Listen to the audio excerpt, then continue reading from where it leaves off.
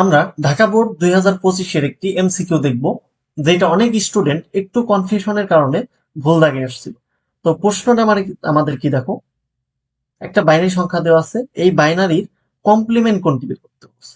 তো কি বলছে, বাইনারির কমপ্লিমেন্ট। এখানে কিন্তু আমাদের ওয়ান্স কমপ্লিমেন্ট বা টুস কমপ্লিমেন্ট এটা বলে দেয়। তো আমাদের যখন শুধু কমপ্লিমেন্ট বলা থাকবে, আমরা ওয়ান্স কমপ্লিমেন্ট করব বা একের পরিপূরক করব।